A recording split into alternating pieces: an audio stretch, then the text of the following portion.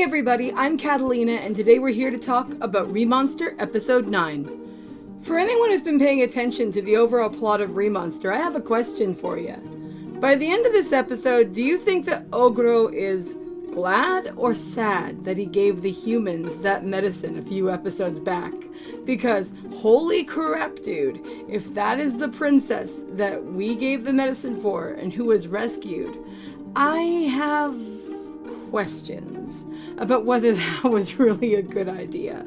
I mean, okay, she's a kid.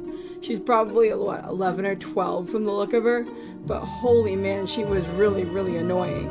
If there's ever been a royal pain in the ass that we've seen in this show, this chickie was definitely it.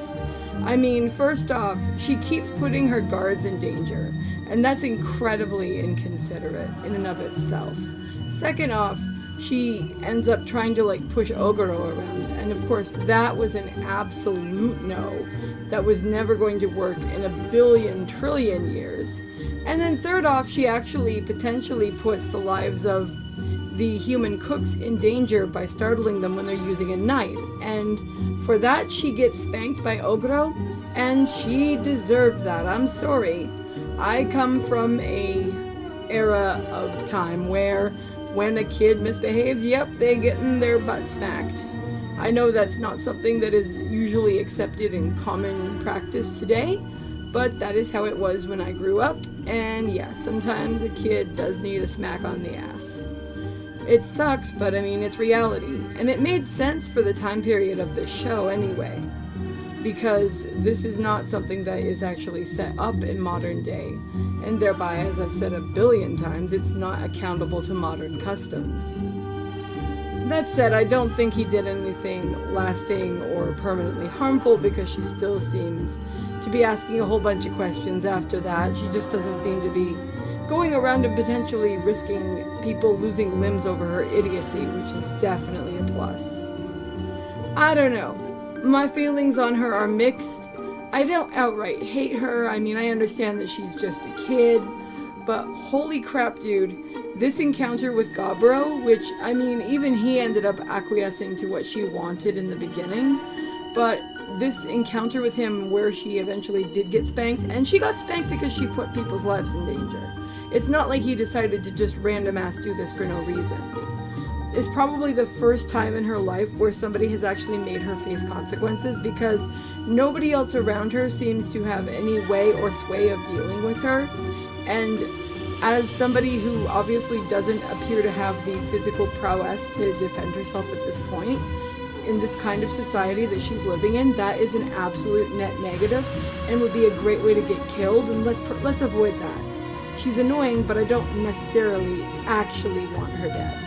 I'm just wondering what poor Ogrou is probably thinking, considering that, yes, he sent that medicine, and this very well might be that princess. We don't have confirmation yet, but it's an interesting theory. We get to see more detail on what's going on with the ladies who have been with us for a long time that Ogrou protected from being abused by people early in the show, and we actually get their decision as far as what's happening with them and whether they want to remain with Parabellum. And I was very happy with how they handled this aspect of the show. I'm very glad that despite the fact that they're all like, it's okay, Ogrou actually makes sure that they go back to a human settlement, that they are certain that they don't miss it, that the choice to stay with him is of their own choosing, and that they are actually sure about what they are doing. It just makes sense to make sure of that. Now, I mean, of course there are going to be some people who are going to say that there is no choice and that they could make no choice because of the hypothetical Stockholm Syndrome, but I mean, I've made my argument on that earlier in other videos. I do not believe these girls have Stockholm Syndrome toward Ogrou, because Ogrou isn't actually the person who is ever holding them hostage, and they weren't with him long enough as far as being actually captured rather than working as part of the village, which is what they did with them while they tried to find a way to get them back home, for them to actually do that while in a captive stance. They've been working as part of the village for 90% of the time they've been there, so I'm just going to give it all the benefit of the doubt and look at it positively. Of course, the girls decide they do want to stay. I mean, half of them at least have been involved with him, if not all of them, in some capacity or another.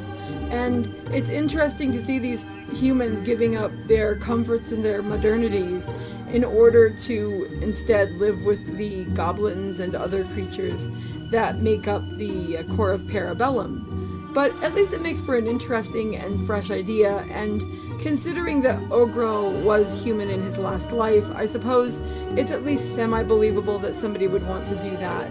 So we'll roll with it. I thought that it was good that they took the time to include this as a plot point in the story, though.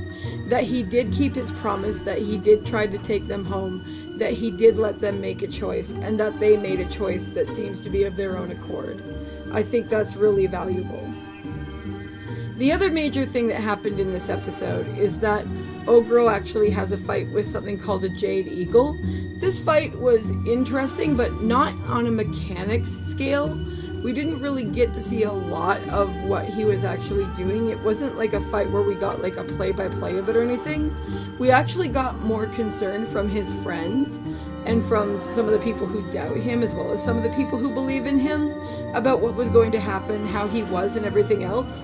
My favorite part of the episode, outside of little bratty princess getting spanked because, again, she was annoying, was actually seeing him go about fighting this thing, having people look out and seeing that all of his limbs are off and being like, oh my gosh, only to have him consume his own limbs and regenerate them.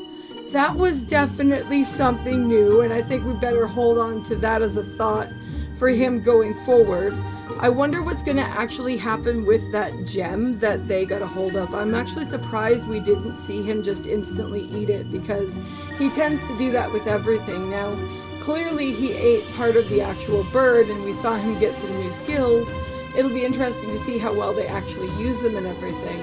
But overall, I thought that the general structure of this episode, the traveling on the bone centipede, the fact that they actually find those like bison or whatever the heck they were, and buffalo or whatever it was, and that they attach that to the thing and then make it look like it's a wagon, that made me laugh. I felt really sorry for that blonde-haired guard boy, because he's obviously been getting screwed over big time, and that princess has definitely been annoying. But hopefully her time spent traveling with Ogrou and friends will have a positive influence on her, and ideally will lead to better relations between the humans and the ogres and goblins and that sort of thing. We'll have to see how that goes, though, because we are headed toward the capital of the humans. We haven't gotten there yet. That's where it seems like we are headed next episode, and it's going to be interesting to see what exactly will go down. I super enjoyed this episode. I thought that it was really fun. I thought it was good that it was kind of divided between the three things: the decision of the ladies, the princess, and this fight. I think they did a pretty good job of making sure we understood everything that was going on, and they definitely set up next episode to potentially be interesting, because if these humans are as unused to being around demi-humans as it's been described to us in previous episodes, the idea of an ogre and his retinue coming in with their princess is not going to go over so hot, and it's very likely we will potentially see Ogrou, at least temporarily, considering his life choices, because that could end up being really bad, if not for him, then for his friends. I'm sure he'll get through this. He seems very capable, but I think it's definitely going to at least cause a few snags that'll be interesting for us to see. What did you guys think of this episode? I'd love to know, so drop a comment below, and I'll see you in the next video. Talk to you later. Bye!